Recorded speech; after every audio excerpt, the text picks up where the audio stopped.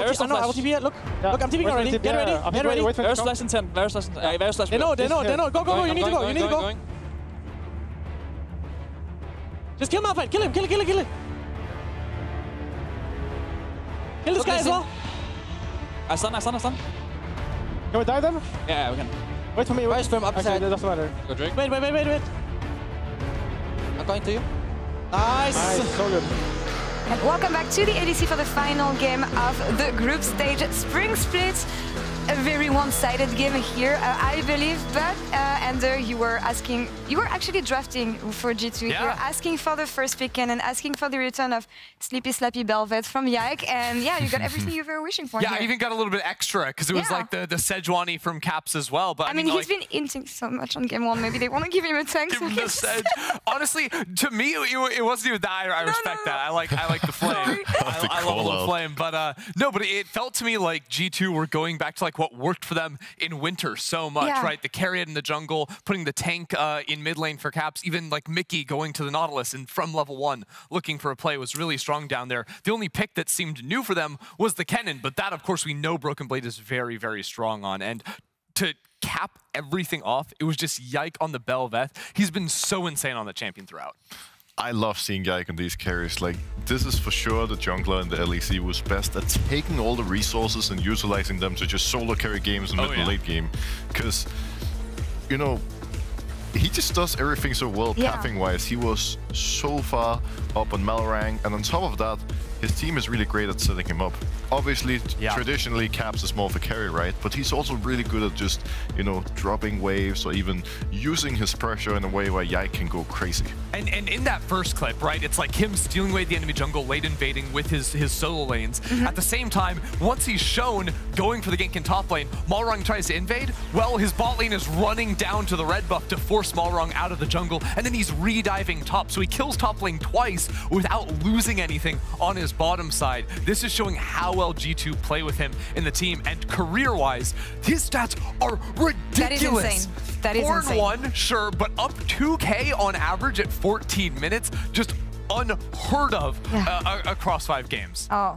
Yes, we have the thing right next to us here. But yeah, following up to what Yike was telling us yesterday in PGL, he loves his Belvet. It showed here today. But last time we had him on the desk, he was actually explaining why he shifted to less carry-oriented junglers, because G2 was such a well-oiled machine that they felt comfortable experimenting onto another playstyle. But seeing him go back to these kind of picks, what does it say about G2? Well, it tells you they're in the losers bracket, right? Their backs are against the wall. Like literally, yesterday was our first time really seeing them there. What comes out? Yike on the Belvet to hard carry that second match. Now, not only were they, you know, in the lower bracket, they were 1 game away from being eliminated. So you better believe the Belvet is returning. And now, I presume Koi are going to be going over to the blue side. And I think even on blue, like, you got to remove the Belvet because that was a blind Belvet. He doesn't care what he's playing it into. Definitely. He is confident on it.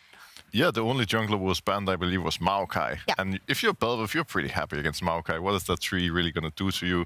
The beautiful part is also that, you know, it's not only the Belvet. He's done other things, there's other options, you know. Lilia is something they had a lot of success with in the past, and Yike just has such a deep champion pool, so he might even whip out a surprise if it comes to it. Expanding a bit on that, we'll get back to a draft discussion a bit later, but what kind of carry champions could Yike play, and what is playable right now? What do you see him play? I know that he loves his Kiana. I don't think that's the kind of champion we're going to see today, but you were mentioning Lilia, we saw the Belvet. Is there anything that you have in mind here?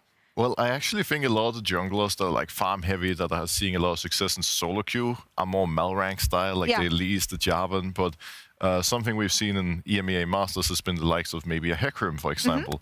Just anything that is really, really efficient with farming and that can then, you know, start invading the jungle and take over later in team fights. It could also be a Diana, Kane, a little bit harder to pull off. But again, like we spoke about, you know, he has so many options. He does. Because in this case, there was 1 jungle ban. Belvet was what he opted into right away.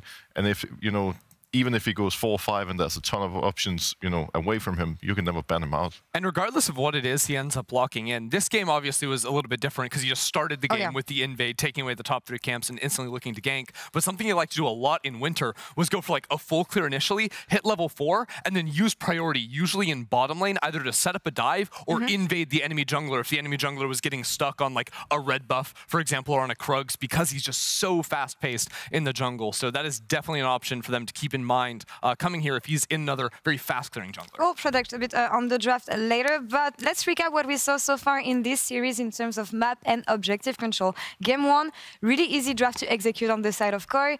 No objective control whatsoever. No. G2 was always ready on the mid lane and had this priority that they could use.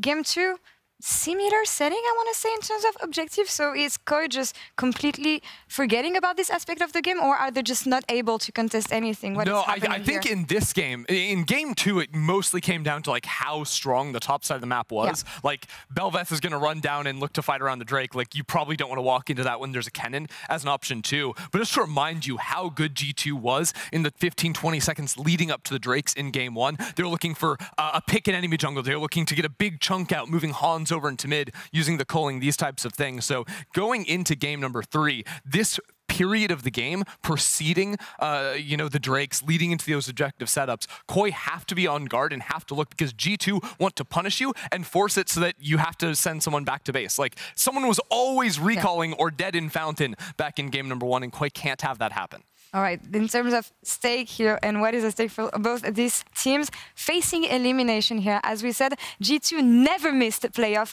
Koi always made top 4 since 2020 spring. Broxah, when you see how both teams played here today, where is the momentum? Who's got the advantage? Where is the confidence lying? And who do you see taking game 3? I still am going to give the edge to G2 just because I feel like many of their losses, you know, it wasn't only draft, but they've been testing a lot and it just hasn't been working out for them. So if they stop experimenting and actually go back to what worked for them in Winter, with putting Yike on a carry, letting Caps and the rest of the team set him up for success, I think they're going to have a pretty big advantage, because it's also shown that if Yike can start taking over, he's going to neutralize Malrang, and if Malrang can't play, Koi kind of fall apart. Yeah, and sort of looking at expectations heading into this final match, right? Like Koi, I do believe, have chosen blue. They've chosen blue. They've chosen blue. Correct. Okay, good. Because I think this changes some things for G2. G2 obviously played blue both their games today. It's been the Rakan, Jayce, the Vi bands. Let's take a look at the draft from game 2 also. Yeah, sure. Because heading into yesterday, actually, G2 did play the one game on red side, and they are Annie banners on red. So I actually think they're going to continue the Annie sort of Rakan Zeri that they were rocking on red side yesterday, dropping the Jayce. Now, what this means for Koi is specifically the focus around the Kennen pick, because when Koi played the Kennen, it was 4th pick, right? It came really late in the draft. G2 then first picked it in the last game. But with Jayce banned away or left open, there's an option, okay, do they ban the Jayce to set up for the Kennen, or is that going to be the counter pick that BrokenBlade plays in topside? And if they don't want to first pick the Kennen, they then have to ban that on blue side too. So then you're banning, okay, Kennen, you're banning Draven because it's Hansama. You're probably banning the Bel'Veth on Yike too. That leaves so many different things open and would be just nuts heading into this last match. Well, it's one of the beauties of, you know, being a pro team in League, right? Because we can always look in from the outside and say they need to ban this and that. But at one point you have to determine, what are you going to do? Are you going to, you know, target ban everyone on G2? Or are you going to ban the OPs? Well, if you leave a lot of OPs open, G2 is going to take all of them and beat you with that. So in a way, it feels like a lose-lose situation, no matter what Koi does. And they're going to have to take a risk one way or another and hope it works out, really. Hard to find a solution here. And both these teams have been mainstays in the top 4 in LEC history. But this final game will eliminate one of them from playoff contention, who will advance in the best of 5 next weekend and face off against the Mad Lions. Casters, over to you. Trevor! Thank you so much. That is the question. Who will advance? Who will be eliminated? Koi selected blue side for the 3rd and final game of the day. And of course, this will throw a spanner in the works depending on if either of these teams change up their priorities or their picks. What do you think should still be banned? and what are some of the possibilities we could see? Yeah, I think from G2, the Rakan still has to be banned, probably going into red side as well. I'm not really wondering if the Annie is still going to go through in that regard. And then the Jayce is also on the cards. Is that something that you fear Szygenda on as well? Will Bel'Veth be banned? That's another question in my mind. I feel like you need to. I think it just exposes Malrang way too much, and he clearly is not uncomfortable with having himself being invaded on, and Koi can't really react well. We're going to jump in. 2 picks and bans. Koi, what will they do? Draven immediately removed. The Annie's the question mark that we have for now. The Kennen, the Zeri are the potential picks. Rakan immediately removed as well. So thus far, Guldborg, no big surprises. Yeah, we've been talking a lot about Dagda Bel'Veth. I think Zeri still has to be taken away. It's been one of the easiest champions to pilot from the side of Koi. And actually with the Annies still coming through with the respect. I was debating whether or not they would actually let it through or not. Malphite for Koi. Kennen available. Jayce available. Zeri available. Jinx, Sivir. A lot of these late game things that Koi usually wants. I imagine though it will be the Zeri ban coming through here for G2, and then again I think you go back towards like ease of execution here for Malrang, go towards something like the Maokai, if you want to take it away, Sejuani, just make it easy for yourself where he is the facilitator, and get Larssen onto something where you can play for the 2v2 in the mid lane. I feel like this should just be one of the top laners, and yeah, it's going to be the Jayce. I actually would have liked the Kennen better for Szygenda, just due to the fact that that's actually better in team fighting in the late game, which is sometimes something that Koi needs for the ease of execution. Flex comes through on the Gragas. We've seen it be played into the top side. Yeah, it's a quad flex. There's no need to talk about where this actually goes. Yeah, I mean, it's going to be a question now, though, what G2 want to go for. It will be the Maokai. I mean, unfortunately, Yike gets put back in his cage with the Maokai, but I still think you've set up for a very strong team fight already, whether it is the Gragas go mid or towards this is where I beg. I feel like scaling has to happen on the side of comp, not because that you get away with it in the early laning phases, but it's nice to have. You can give up early objectives, you have something to rely on, and it's just something that comp has been good on in the late game. And the last time we saw comp take the Sivir, it was against G2. It was in the game that he went 12-0-12 to beat G2 and put them into the lower bracket. So the big question now is, can he have that similar performance now that he's got his hands on? I mean, for comp, this is a champion with a phenomenal win rate. 15 games played, 11 of them are victories. With that, Jayce already locked in. What do Koi secure now for their third and final pick? It will be the Ahri. So Jayce going top, Ahri in the mid lane. Yeah, I feel like you couldn't really pick a support here. If it's a good matchup for Alistar, they can just lane Alistar, and all of a sudden this Sivir is going to be having a real hard time playing that laning phase. And we talk about scaling on one side, it's going to be Unsud on the other with Hans Sama now on the Jinx. And you got such a beefy front line now for Hans Sama. Should have a decent trying to push in on that bot side as well. So at least G2 getting some control in the early stages. But I think this is where I want to see Malrang what actually decides to pick up. Because I imagine we're going to see some bans going to his way, things like the Sejuani. Maybe you get the Lee Sin as well, because Lee Sin and Ahri are just such a potent combo. But if you can actually play around Larssen in this mid lane, start to lean that pressure down to the bottom side, I feel like that has to be the win con here for Koi. So Jarvan already solidifies that, hey, this is probably more bans going up against Malrang, but there's still many. You already listed them out. There's also the Bai, there's the Wukong. There's still a lot of these picks available in the jungle to you. So it's really just about getting rid of what would be the most annoying of playing against. And I think when you talk about Malrang, we often talk about early games, so Jarvan has to go, Vi goes as well. I think the Lee Sin is still there, though. It wasn't the best game last time, but had a fantastic performance in it previously in groups, so we'll have to see if he's going to be able to bring that one to the forefront. I think the fact you have the Ahri Lee Sin is just such a strong combo for the mid lane, but it does leave you very vulnerable, as in you have no front line, so chances are will be defaulting to Sejuani. Yeah, and for G2 here, you don't even have to pick your support. You already see the Ahri, you see the Jayce. You can save support pick for Mikyx to actually make sure that you have a good matchup going into comp and Trymbi. So what they really want up against the Ahri here is really up to them. There's still Silas available if that's what they're looking for Cap, something he's been comfortable onto. Skirmish heavy, loads of different options. I was going to say, this is a risk. I mean, the Iranians all, you're saying, hey, look, we're going to go for late game, play for the big team fights, but it gives a ton of control in that mid lane. So instead, they say, hey, no, we want to take that fight back instead, and they bring out the Yone. So Yone now locked in, complementing the Gragas as well as that Maokai. We saw the Yasuo as well as Tristana removed from potential options here for Caps. And just like you said, Guldborg, saving that final pick for Mikyx in the bottom lane.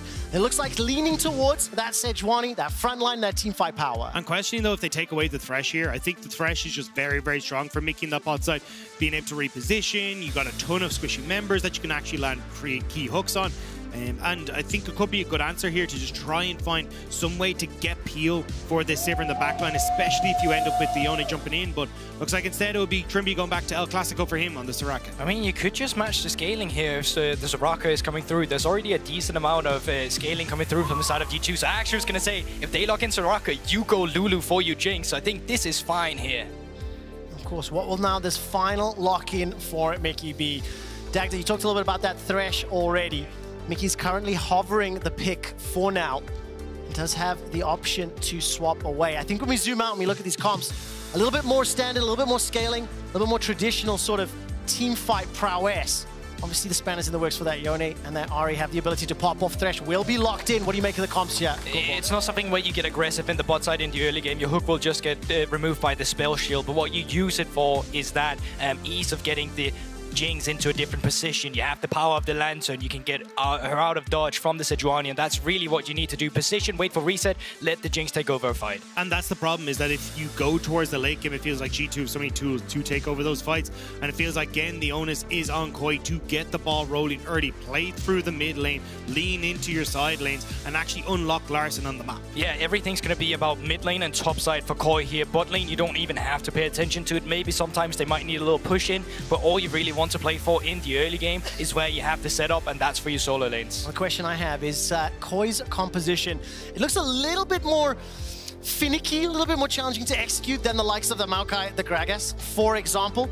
So in terms of how they play this out, how they position their champions, can this Jayce, Ahri, Sejuani take over the top half of the map? Koi or G2? Winner goes home, is done for the spring season. The winner will advance to face Mad Lions next Friday. For G2, it will be the first time ever that they're eliminated from playoffs. For Koi, can they do it again? They've already beaten G2 once. We're gonna have to see whether or not this third and final game will work out in their favor. Summoner's Rift is loading up in just a moment. Let's hit in to Game 3.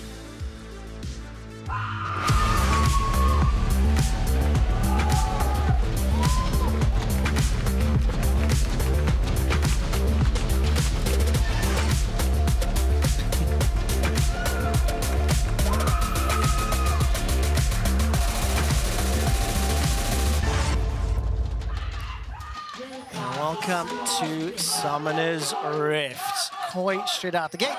Three-man stack grouped up. Defensive posturing here from G2.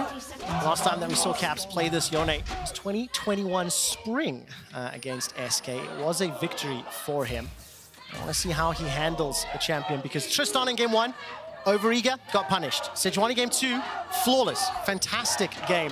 Comboing with Yike, and I think Mikyx's Thresh is going to have that lantern, a little bit of a get-out-of-jail-free card for some of those scenarios later in the game. I mean, yeah, the late-game team fights coming out of G2 is just going to be everyone except the bot lane sending their bodies in there, and that would be easy if you catch one of the squishier members, but that's really where it's on for Koi to find that positioning. I think in this game specifically, they need to fine-tune one of their issues, which is how they've set up the objectives. Being first on Drakes late on is going to be so important, specifically when you want to play around the range and the poke that you get from a Jayce.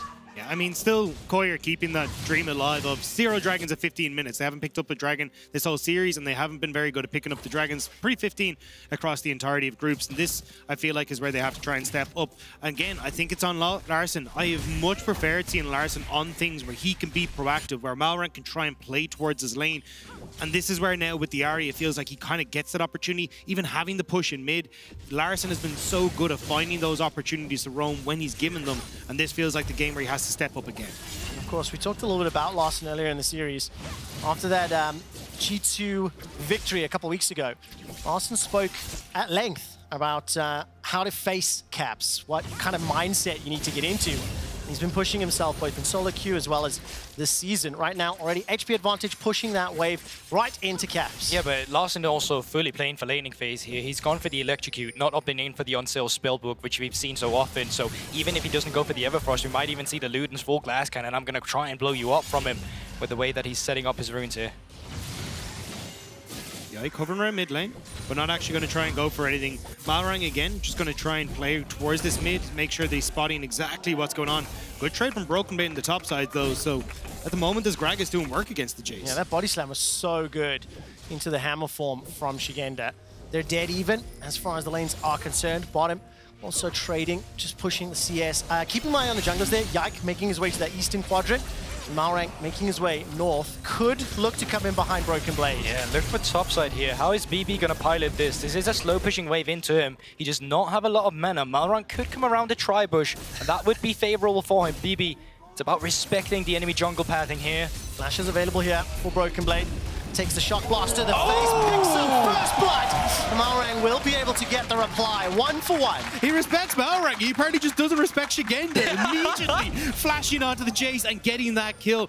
Brilliant stuff from BrokenBlade now to just even it up, especially since he can TB back in and get that win. Oh, Flame Chompers are down. Can't be able to use that spell shield. The death sentence connects, and Trymbi is smashed backwards. Mikyx able to escape with his life, and Hansama gets the kill. That's honestly a big mistake. You should not be able to be picked apart like that as Koi's bot lane. You already know that the support is down here, the jungler is down here. You know, it's a cross-map situation. Well, action doesn't stop. Caps is going to flash away for now. Survives and trading 1 for 2 flashes. Malrang missed the Q flash, so Caps doesn't get CC'd. Larssen can't get the follow-up with his charm, and that's such a big getaway for Caps in the mid lane. Listen to the crowd here in Berlin, getting behind G2. They're up 800 gold for now. BrokenBlade. Round 2. The recipient of yet another gank. No flash this time. Mikyx is making his way up, so if Malrang waits too long, maybe Mikyx could get involved. It's going to buy some time, and I think he may arrive just in time, but the recall is now coming in here for Malrang. And cancel it if he spots off Mikyx, and we're going to be able to complete We've all been there. We've all been there. Hold the kegs. So Hold the kegs. We've all been there. I mean, if he'd actually managed to get it across with him, great, but just barely spotted him on the sweeper. A bit unfortunate. Still, though, does give control to BrokenBlade again to crash this wave. Yike, just full clearing consistently, is now double the CS of Malrang, and is just going to look to try and hit that level 6. And again, we probably see the exact same story, playing for these objectives, utilizing the fact that Yike has that level advantage in the jungle. Yeah, and also just with the bot lane priority, right? Setting up these objectives when they come through should just be easier from them in that regard. Could be interesting to see how much Koi is going to invest on the top side, because they've barely invested anything on Drakes whatsoever. So Malrang could finally start to try and start this cross-mapping. Cross-mapping we've been missing for Koi in general. Especially if you can get Larssen involved as well, try and play towards Szygenda. We talked about Szygenda at the start of the day, nearly 30% of the team's damage on average when we came into groups. This has been a guy that has paid it back tenfold when it comes to Koi, but has not been given those resources thus far this series. I'm expecting to see if Koi can actually finally unlock Larssen to make the play. Yeah, in general, Szygenda. Oh no! Interrupted, forces the flash from that body slam. Yeah, but Szygenda is also the one of the top laners with the lowest jungle proximity, if not the lowest, if I remember correctly. So this is a guy who does a lot with little. Question is, how much can he do if he actually gets more? We're going to have to see if we can get the cross map. I mean, take a look at this, yeah. Malrang's going to be jumping into Caps. Beautiful charm. And Caps will be falling in just a moment. Spirit Rush goes out, and one last auto. Larssen picking up the kill in the combo. Great start for for Larssen there. The fact that you actually managed to get that play, now you can lean down into the dragon. Let's Trymbi. Mikyx connects to the death sentence, pulls Trymbi back with the flay. Ignite is ticking, and Trymbi's stepping out. There is support in the river. Malrang is making his way down, only level 4, and Mikyx's a little bit low. Mikyx keeps baiting this out. Looks like he's going to go for hook on comp. He spell shields, but then the death sentence is actually going on Trymbi. They couldn't commit though. Malrang was around. He still is, so they need to be careful. Yike in the mid lane, purely here just to help Caps escort in that mid lane wave. And of course, because of that kill now, dead even on gold.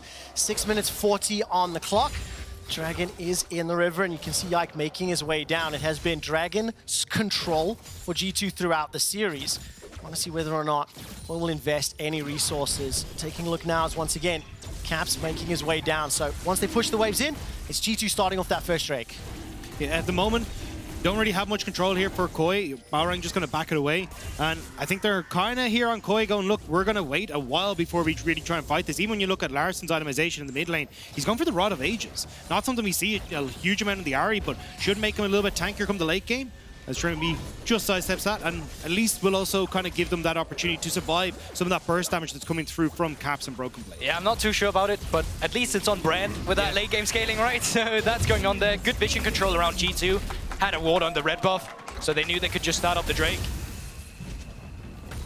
We hold our breath there. Literally, we're just waiting to see whether or not where's this going. The times I've had to this series. I probably need to get a heart check after this. What I absolutely love, the observers toggle over to BrokenBlade so you can see his body slam is available. Flash is 2, will connect. Oh no! Out, not enough damage yet. Down to 100. Malrang arrives just in time. BrokenBlade is killed by Szygenda. Oh, the barrel! The barrel! It's not swapped in time!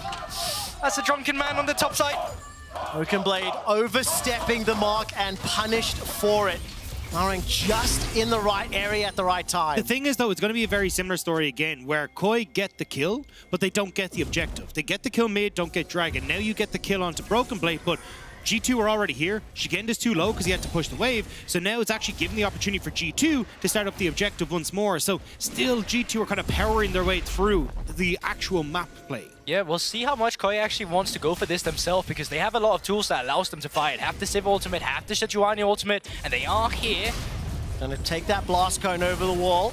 Ansama making his way into the river. Malrang is caught. May need to use that glacial prison. Oh, that's great. Cross goes out, and Malrang is going to be taken down. Hansama with his second kill. Oh, again. The death sentence connects into comp. He's forced to cleanse away, and G2 can once again focus on the Herald. That's just great play. Get the death sentence, get the dark passage in, get Yike around, and then all of a sudden you've actually pinned Malrang. So even though comp and Trymbi was around, you've already got the man advantage there. Just a brilliant way of navigating that team fight. Mikyx playing this Thresh fantastically, really setting up so many of these early kills. Multiple members of G2 around, applying pressure on the top tower. Teleport is going to be used there from BrokenBlade. He's going to catch this wave down bottom. G2 have just been so much better at working as a team in general. Not only that play, but Szygenda doesn't want to invest a TP or even walk towards this river, so he doesn't actually get in towards the fight. BrokenBlade is willing to actually commit the TP to bot, and it's building these big advantages. And that's an improvement. This has been something BDS has been really good at doing. One of the reasons they get so many objectives. And it seems like G2 now actually taking a page out of their book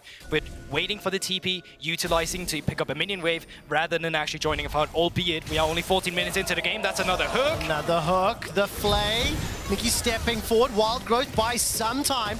Super Mega Death Rocket is available. It fires, not enough to find the kill just yet. Malrang's coming in from the river, so is Yike. No ultimate for the Maokai. 3 versus 2 for now. Malrang stepping forward. Comp has the ultimate available to him, and I think Yike, the presence alone, will force Koi back. I mean, just numbers advantage there for G2, so everyone starts to walk away. Larssen has good push in mid, but again, not really roaming around the map. I'd love to see him use the fact you just saw jungle topside to lean into bot, punish the fact that BrokenBlade's overextended, but we're just not getting Koi playing around the map. Yeah, exactly, and that's the one thing we actually needed to see from them, specifically on the top side as well. You have the mid lane priority, you push it in, you get plating, but you don't actually get more than that. You're not looking to actually fade anywhere. You're not looking to make a play on the map. And so far, it's just an individual lead for Larssen. While G2 have been the one looking to be aggressive, at least throughout Mikyx with this Thresh. I mean, BrokenBlade as well has been playing on the front foot, using the ultimate very regularly just to keep Szygenda at bay, keep him at arm's length. It's a small CS deficit for now, but for the time being, BrokenBlade having a significant impact. There's 2 mythics picked up for both Yike and Hansama already. And you can see Yike and Mikyx now grouping up with this Jinx in the top lane. They're going to apply some pressure. They've got the Herald as well. They could drop it if they wanted to look for the tower. Yeah, so again, they just TP'd bot. They only have Larssen's TP available if they want to defend it. Larssen's TP go into the mid lane as well. So now it's just going to be a 3-on-3 on the top side if they were to look for something. Malrang is up here to bandage on it, but no skirmish is happening. Larssen, though, could look around. Yeah, he's moving into the river.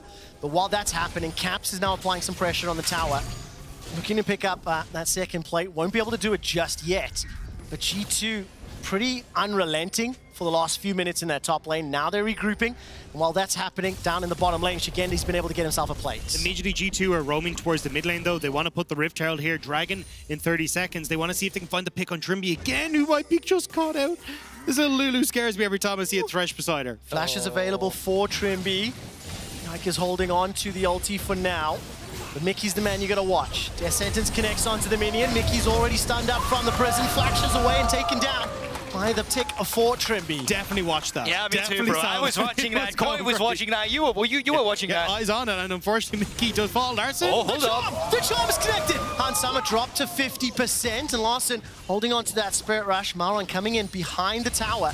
Yike is here. He does have the ulti as well, if he needs it. But more importantly, Koi could make a move for the Dragon. And here you have it. This is what G2 needed to do initially, though. They had top lane pressure. Then Comp was too busy to move into the mid lane. Then G2 was supposed to move down there, move into the Drake, and get that for themselves. And now Drake stacking is off. All right, now Caps going forward. Spell shield used. Comp not going to be hit by the ultimate. Rift Herald has been dropped, and Trymbi will be backed up by Larssen. Charm won't find the target. Shelly gets the boop. And will be the tower being the suffer. But the Dragon secured by Core. We are still dead even as far as the first 13 minutes of the game has been played out. Yeah, even if Caps actually hit abilities there, Koi actually had really good movement up towards Comp to bandage this top side of the map. So maybe Caps even should be thankful he didn't hit that.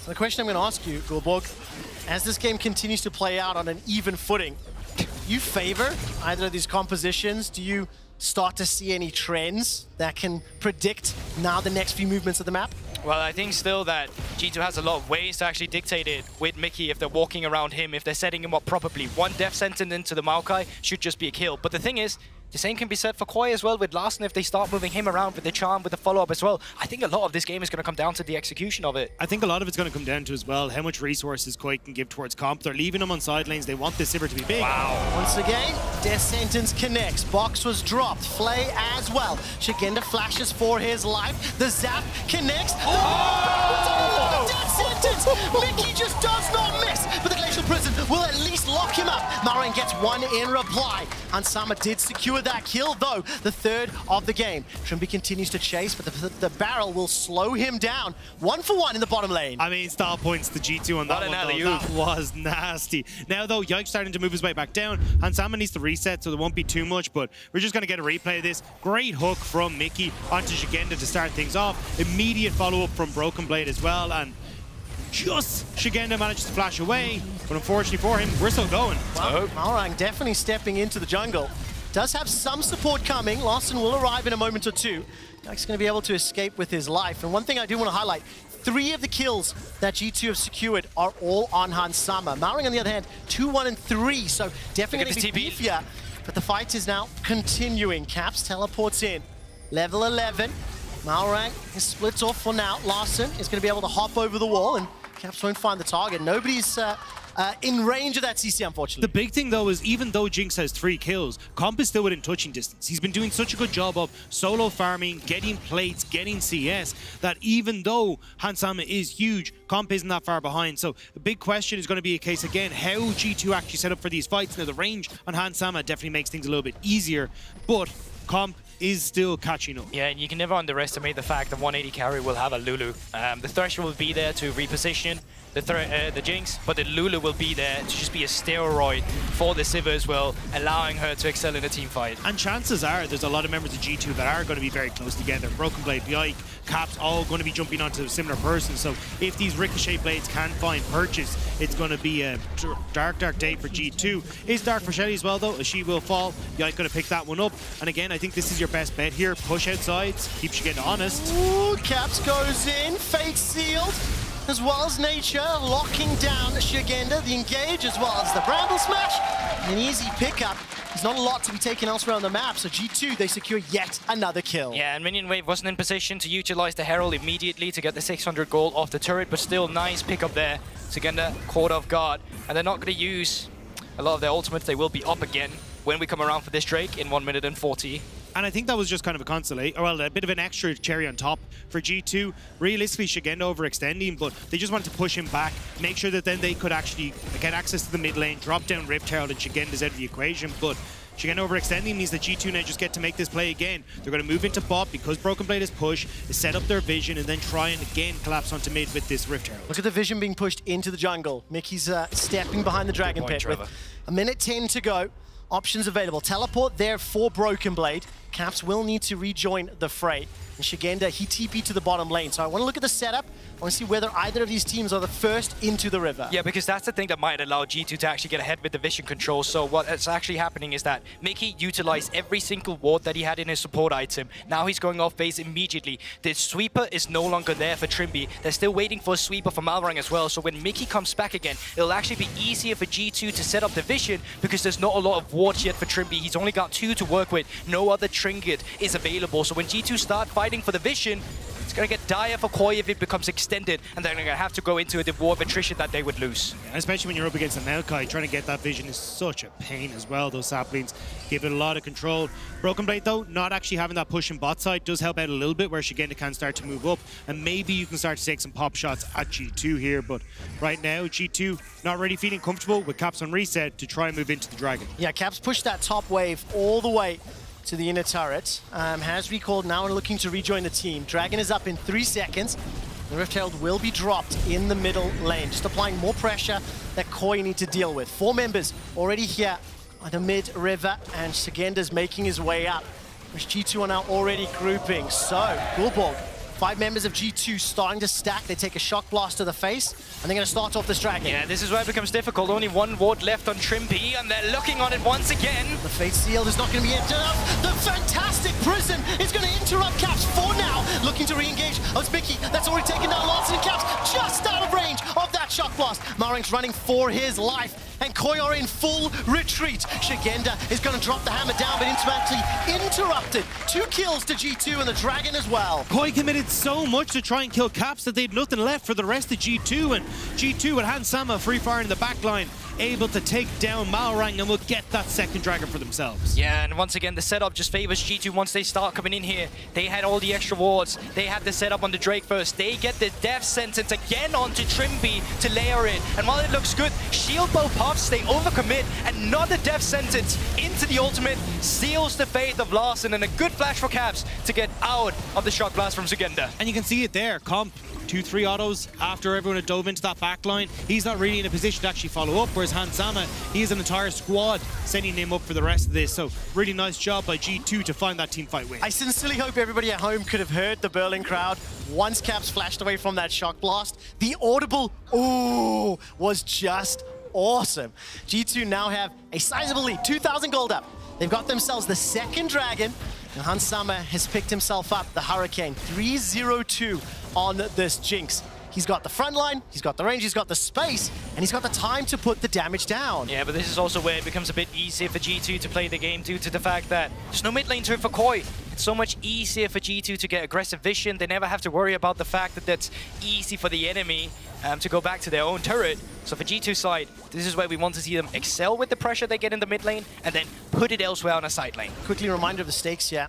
Loser is eliminated, will not advance to playoffs. What you're looking at on your screen is the championship points.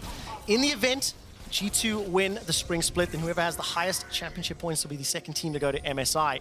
We'll see whether or not G2 will even advance to the next stage. Trymbi's caught by the death sentence. His fate was sealed, and Hansama's on a rampage. Malrang's the next target. Multiple members of G2 are running him down. Larssen unable to find that angle of initiation. Another kill secured. 2 more for G2. I don't know what Trymbi said backstage to Mikyx, but he's been hitting every one of these hooks. Yeah, I was going to ask if it's a new cereal brand, Mikyx. I don't know. It seems like Trymbi's eating them all the time. G2 now going to start off this Baron, extend that lead even further. And I think Mikyx has been such a difference maker this game, finding pick after pick and allowing G2 to incrementally build up this advantage. They now have a gigantic potential. Teleports available for Caps and Baron and Part minions as well. And this is what we see once again. G2 accelerating on the map. One map on one single good team fight, but a good placed ward as well, spotting out Trymbi. So let's have a look at it. It's not been swept, and that's the mistake here. Malrang not going in to sweep the mid lane here makes Trymbi think he's safe, but he's already spotted. And as soon as Trymbi's dead here, the fight is over. Getting the enemy jungler then, that just means Baron after. And again, if you're not in a position here as Koi to actually be the ones initiating the fight, the beefiness of G2 is nigh on unstoppable. You just can't position far enough ahead when you've already gone on the reset. Oh, no. Oh, man. He thought he was safe. Done. Like you mentioned, that ward not being cleared out. I think a similar thing happened just a couple minutes prior as well. The sweeper not picking up that ward just behind the Dragon Pit. Ultimately, slightly less consequential.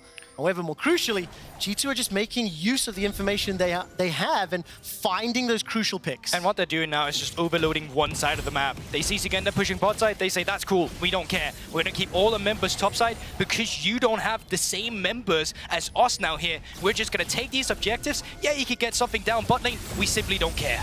And G2 will actually back away. Mikyx does eat the charm, but gonna move, and now you're looking at a state where G2 might actually start their pursuit to see if they can make it all the way to finals and become another quick win in Spring. They have to work their way through Mad as well, basically eating their way through all the previous winners to see if they can get to the top apart from Fnatic. I mean, they do have to knock over the Nexus for this game. It's still a 5,000 gold lead. Caps is looking to chase down Szygenda. BrokenBlade finds himself in front of 3 members of Koi. Teleport from Larssen as well. That's 5 members chasing BrokenBlade. He's not going to be able to get away for now. Body slams over the wall, chased by Larssen. Buys some time by going golden, and now Larsen's the target. He's being fired on from Hansama. Fate is sealed from Yikes from behind with his life, and Yike throws down the ulti. That will force a couple of flashes. Ends up being a 1-for-1. Comp was a bro there, end up eating up the Maokai ultimate with the spell shield, so you just don't quite get caught as Szygenda. G2 now though, with Hansama starting to move in towards this mid lane once more, looking to get the siege, but the wave isn't there. And this is where I get a little bit nervous for Koi. Their composition be a little bit harder to find these team fights. You've got to get through BrokenBlade, get through Maokai. Hansama's range is just so powerful. Comp will use that spell shield to at least block the death sentence for now. But Koi need to buy as much time as possible. Next Dragon is going to be up in 15 seconds though, and that's going to be what G2 are looking for. Again, another Chemtech though. We saw how much good that did in game 1, so at least Koi breathing a little sigh of relief at that. I mean, Koi literally couldn't care about the fact that this Drake is going over. It's another Chemtech, and of course it's going to have some value with the tenacity and all of that before it's a soul, but even when it is a soul, still fightable. You're still relying on the scaling aspect from that side, and I think that's the thing to keep in the back of your head the entire time. That Sivir, that scaling aspect. The problem for Koi right now is that he's an item behind Hansama. And you've got, you know, scaling in the Yone, you got scaling in the beefcakes that are in the top comparatively, but BrokenBlade, I mean, he started this fight technically, trying to defend that tower, has bought some time. And there's a G2 to arrive. Mikyx connects with the death sentence, flays backwards, and the Flame Chomper is not going to be able to do enough. While that's happening, Dragon is secured, and yet another kill goes to Hansama. It's a 1-for-1. The Drake goes over to G2, but it's a cross map for Koi. They are looking to be proactive while they're losing something from the map, and that is all they can do, and that is all they need to do the entire time to have a hope in this game and not be eliminated from the playoffs. Okay, so how else do they need to claw their way back? It's 4 minutes until Soul. We know they need time to farm up. The fact that Comp is that item behind, Szygenda will escape with his life for now, but yeah, the question is, what do Koi need to do to bring himself back into this game? Will not get caught here. Szygenda trying his damnedest to get away from it. The ult from Yike as well, a huge amount invested here, but here we go, Comp. Oh, we'll be able to use that cleanse to escape for now.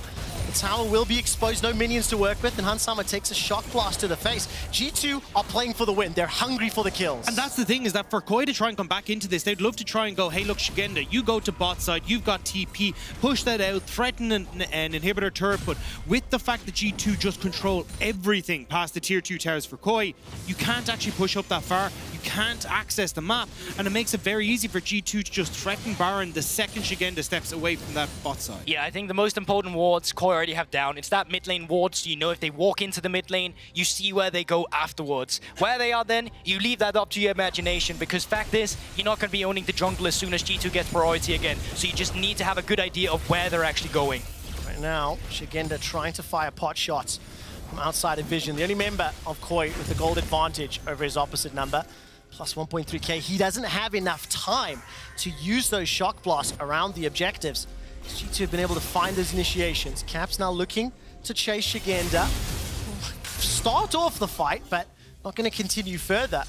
And for G2, the fact they've got those towers secured, they're just biding time, waiting for Baron in 30 seconds, the Soul in 3 minutes, and they don't need to put themselves at a risky position. And that's the thing. I think G2 are aware that they win the 4 versus 4 right now. So if they have Caps in the side lane, they can even threaten the Baron if they really want to, make sure that they get the TP out of Szygenda, back away, and then you're in a position where you have the TP advantage once more for bot side, and you can even then just rinse and repeat. It's so difficult for Koi to happen. Yeah, I feel like even contesting this Baron is going to be impossible. I think it's just going to go over to G2. You can see Koi, they're still posturing as if they want to, but it's not even anything they can cross by either. The bot lane is all the way up to the inhibitor turret. You're not going to have anyone actually pushing for that.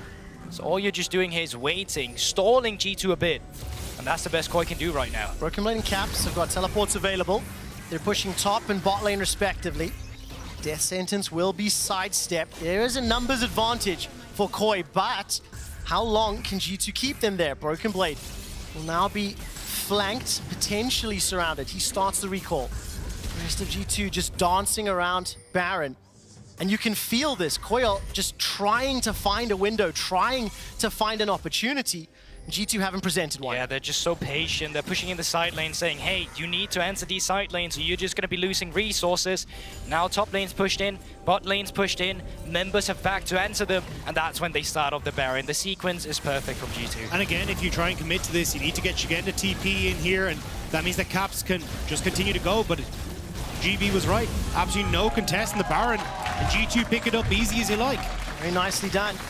The observers highlighting all the map movements from G2, controlling those side lanes. The 3 members around the Baron not in a position to be engaged on. Just dancing on the edge of safety, and now with the Baron buff, a minute until the next dragon. G2 are in a very strong position to look to close out this game, to look to face off against Mad Lions next Friday. And I think in comparison to what we've seen out of G2 in group so far, this game is a big statement. The fact that they aren't overextending as much in side lanes, they aren't trying to take too much. They know exactly what they can get away with, and big shout out to Mikyx as well, who's been absolutely fantastic on this Thresh, in the right place. The hooks don't miss, and it's opened up G2 so well for these fights. Big power spike for Larssen, just finished up the Rapidance Death Cap, and that's the power spike that they might be looking for to actually fight for this third Drake. Now, reality check is G2 so far ahead. G2 have the best options going into the Drake fight, but this is where the execution of Koi will have to come in. A pick, a charm, Larssen on the Ahri, anything they can find to give them an avenue. But even G2 now is saying, we actually don't care too much about this Drake. We're going to have Caps on the top side, BB's pushing in the bottom side. We have teleport available if we decide to actually fight it. And Caps just hit level 18. That's a 2-level advantage over Larssen. He has the teleport if he needs it, and he's on the inhibitor turret. The rest of G2 playing defense for now. This is your base for second dragon. Koi, you can't fight this. You need to find some way to get the engage, but Malrang doesn't want to just go for it, and Caps is clearing out everything. This is 4 versus 5. BrokenBlade still around here. Szygenda on the other side, recalling to actually answer on the push, and now we have a 4 versus 4 around Drake. All right, Szygenda in the face of Caps in the base. Dragon is down to 4,000. A fight could ensue. Yike comes out from Maokai and Malrang. They trade 1 for 1. Dragon is secured. The soul goes to G2. Caps is engaging on Szygenda, and the rest of G2 look to have won the 4 versus 4 for now. Trymbi and Comp running for their lives. Larssen cut off from the rest of the team. Caps has already taken down 1 Nexus turret. He's setting his sights on the 2nd, but he's forced to back away. The rest of Koi could look to flank him. Yike is not done. He's trying to chase Sejuani down, but I think Malrang will be able to escape. Yeah, flanking Sivir, haven't seen this one so often. Cap still going forward though, Soul unbound. Well, 1 versus 3, Trymbi throws out the wild that's growth, a poly. and Polymorph will be able to help secure the kill. But so much damage was done, and the rest of G2 are now on yet another inhibitor turret. Koi have been pulled completely apart. G2 are just playing ring around the rosy with them. Koi don't feel comfortable engaging in the 4 versus 5, so they wait until you have to have Szygenda reset. G2 pounce, they win the fight, they get the towers. G2 get everything. And Koi are now on their absolute last legs. I don't know what other options they could have done around that Dragon Pit, but unfortunately, what they did cost them. Yike is looking to flank. BrokenBlade has disrupted Root comes down. Comp spell shield is now unavailable. Larssen trying to get the damage. Yike will be secured. Szygenda's got the kill onto Mikyx. And Hansama and BrokenBlade are running for their lives. Flash and Cleanse is still available for Hans, but somehow Koi have been able to find themselves the kills. They are able to punish G2, and they've bought a few moments of reprieve. Yeah, but how much can they actually get here? There's no objective, no Dragon, no Baron. They can get some objective bounty still. 20 seconds on Mikyx, 30 on Yike. Surely they can't look to end here, and they're just going to be happy about the objective bounty, but Koi showing signs of life in the late game. Yeah, just a big mistake from G2. Literally, as we talk about, hey, this has been a slower paced game where they haven't been overextending, they then just throw it all away. I mean, still, they are going to be in a really good spot. They still have, you know, top inhibitor down, top inhibitor turret, or bot inhibitor turret down, a Nexus turret down. They're still in a great spot, but it just feels like a very weird time for you to try and overextend on this. And it's so over-eager. You can see they're looking forward with the flash. It's just not layered at all. One spell shield to take care of the cask, and all of a sudden it's so split as well. Szygenda's in the back line with a teleport too. Larssen coming around in the front line, and G2, they don't know who they actually need to target. A brilliant shock blast as well on the getaway, and the rest of the chase continues. You still have G2 in a decent spot. They can still push in all these waves and be able to keep control over things like the Baron that's going to be up in a minute and a half. And I'm curious now if it kind of puts a little bit of a step on towards G2 where they do want to take it slower. Just play for vision, play for topside, and make sure that you can't really contest this as Koi. And that's the realistic game factor. Another one is just the momentum in terms of composition or communication right now for Koi as well. At times, they have been an emotional team. Getting a pickup like that before the bigger objectives, like the third Baron or the Elder Drake start spawning, could be big for their spirit. We have to keep our eyes on Szygenda and Larssen. Can they get the damage onto likes of Caps or Hansama? Now, Hansama still has Flash and Cleanse. Crucially though, so does Larssen, Szygenda and Comp. So for what could be a game-defining team fight, 54 seconds till Baron is up, 2 minutes 40 until Elder is up.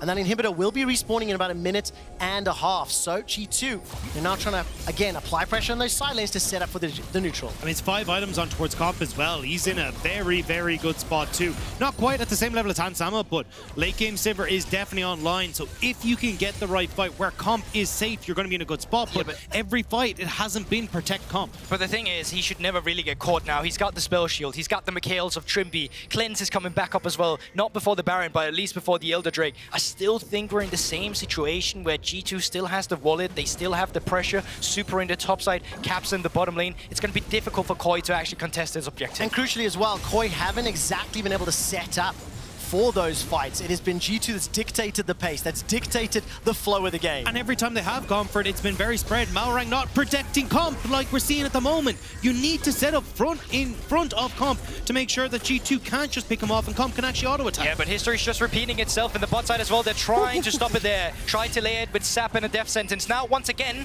members back to answer the split push. G2 start off the Baron, and Szygenda isn't around. TP still not there yet, but will be soon. Yeah, a couple seconds left. Caps has his available. The fight has already started off. Malrang forced to go golden. Larssen not going to find the charm, and Trymbi and Comp running for their lives. Baron was interrupted, but Caps is fighting with Szygenda. That's one kill secured already. Trymbi's down. Comp to follow, and Larssen can do nothing but watch. G2 have found themselves 3 kills already, and Caps is once again alone in the base. The rest of the members of G2 are hunting down Larssen. Koi got game 1, but G2 are out for revenge in the elimination game and want to make sure that they can go on to face Madline. Yeah, BrokenBlade starts to teleport. Looking for it right here. You can see Deathblade, or rather, This is Guardian Angel coming up there for Caps. Charm was a millisecond too early. The Nexus tower will now be focused down a couple minions right in front. Mikyx, shock blast, not going to be enough to kill him. The Nexus is being focused, and G2 are moments away from eliminating Koi.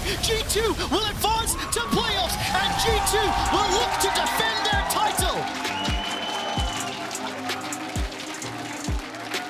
G2 finally coming in clutch here in the last game.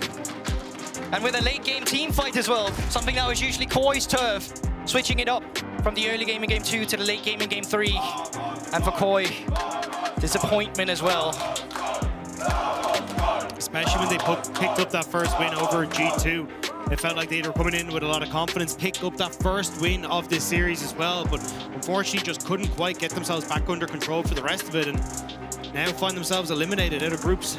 We talked a lot about how Koi were approaching the map, looking at the lack of objective control, the limited number of cross-map plays. And ultimately, especially in that third game, it was just very clear that G2 were in control. They had the reins. Every play was meticulously planned and set up, and the majority of them were executed well. And I think a lot of it came down to just having a better understanding of how they could play the map, right? Every time we're calling Koi, where's the cross map? What's the answer for what G2 are doing? But it felt like they never really had a response, and G2 were just getting this lead going further and further in their favor. Yeah, and it's not like we didn't see it, because there was glimmers of it, but it just often wasn't enough, and it was at the time when they were already put behind, and you'd love to see it a bit earlier too. Felt like they had the right idea how it needed actually to happen, but they've actually just piloted it that way. Yeah, definitely. So G2 ultimately come away with the win. 2-1 on the series. There's nominees for Player of the Game at LEC on Twitter. BrokenBlade, Yike, and Mikyx. I think for G2, hard-fought victory today. They now will face off against Mad Lions next Friday. Once we find out who wins between Vitality and BDS, we'll then know who the boss is on Saturday, who the boss is on Sunday. But interestingly, new teams as final bosses here in playoffs, and it'll be up to Mad or G2 to figure out who can actually contest them. And I'm excited to see, especially when you're looking at, okay, well, Mad and G2, the only two that have won a title for themselves, they kind of have to step up for the old legacy, but I'm kind of hoping the new guard come along. I'll be real, the new guard has shown better League of Legends so far as well, and G2, they're kind of on the ramp up, but they're still making mistakes as well. They're not happy with this situation. They need to go further, and right now, they need to be able to match Vitality and BDS. I cannot wait to see that series tomorrow, to see what level Vitality and BDS are coming in at. Hopefully better. Mad and G2 are going to have to try face them off against them. Anyway, that does it from us. We're going to head on stage where Caps is standing by. Thank you very much, guys. I've got Cavs here with me now. I spoke to your coach, Dylan, yesterday. He had a lucky tie on. I think it was a Christmas gift from Mikyx. I know that you have some lucky socks as well. Are you wearing them right now? Yeah, actually, I mean, I have a bunch of them that I got for Christmas, and I actually finished all of them yesterday. So now I'm going on the reset, bringing them back for round 2. You have a rotation? Yeah. Is there ones that are more lucky than the others, or how are these ones? Pretty good. I think they're 2-0 now, so maybe by Worlds I can get a third 3-0. all right, okay. We'll get you to show your socks maybe another time, but I saw them, they had foxes on them, and they're really cute. I do want to talk a few things about draft today. Particularly on the game where you were playing Sejuani, I think the Des was talking about it as well. It felt like a throwback. There was a lot of picks that you guys worked really well with you back in the winter split. Is that the reason why you guys kind of prioritized that today? I mean, definitely like a strong combo, especially with the Belver, right? And especially when Yike is playing the Belver so well, just pressing E every time he hits them, it feels easy to play. And yeah, I mean, I do like winter, so winter throwback always good. How does it work with Yike here? Is it just you asking him like, hey, yo, come to my lane, do some stuff, or is he the more proactive one? I mean, I think it goes both ways. I think we have a lot of like set plays we do, and we have some things that we maybe see on the fly, and then we just call for them when we see them. In which case are good. I want to ask about the Varus as well. Actually, the last time we saw Varus, do you remember when that was in the LEC? Yeah, it was semifinals last year, so yeah. Yeah, and it was you, and you played it. So when you saw that pick against you, did you immediately know exactly what to do? I mean, it's definitely something I played a lot, so I was quite familiar with like how the damage works, and especially when when Bellev snowballs so hard, it's like very hard for the Varus to do much, because I mean Bellev was just like all over the map. But I was definitely feeling quite comfortable against the champ.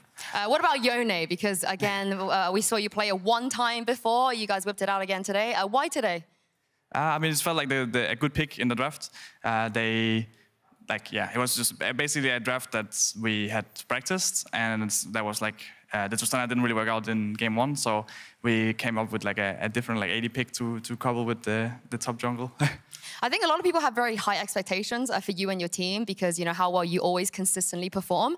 I do want to ask you, how hungry are you personally still to win this playoffs, knowing that you have already made it to MSI? You know, even if you didn't win it, it's not the end of the world. Does it still make you want to win? I mean, for sure. I mean, I think we don't really care too much about being at MSI already. I think we just want to win Spring really badly. We want to win all the tournaments we participate in. And also, if we want to do well at MSI, we need to be able to do well right now in LEC as well. And I think, I was like not too happy with my performance today. I think it was not that great. And I'm quite excited to go to best of 5s instead, because I feel like it will be a bit better for my nerves, especially after the very poor performance from game 1. It was like kind of scary playing the game 2 and 3 like with our backs against the wall. But I think best of 5, you have a bit more way to to test some things, to try some errors, and hopefully we'll play with full confidence next week. You still feel that kind of nerves, you know, after all of the international games you've played? You've been in these situations before. I'm really surprised to hear that you still feel that way. I mean, yeah, for sure. I think also, I mean, it depends on the game, right? I think especially the earlier in the bracket is, like the more nerves there, I feel like. I feel like when we go to next week, it will already be a lot better. When you go final, it gets much better. But when you play in like a BO3 for your life, especially when I had a really bad game 1 performance, it's just like, it doesn't feel great. Best of 5 is your comfort zone anyway, we all know this. Last question, I believe your teammate Hans Summer is going to be on PGL, he's listening right now. You have a question for him? Maybe like, I want to hear his opinion on if they're going to ban Draven next week, or if that's something that they're question. That is a great question. Yeah, Laure, I hope that Hans Summer is with you right now and he can hear this. And over to you guys to close out the show.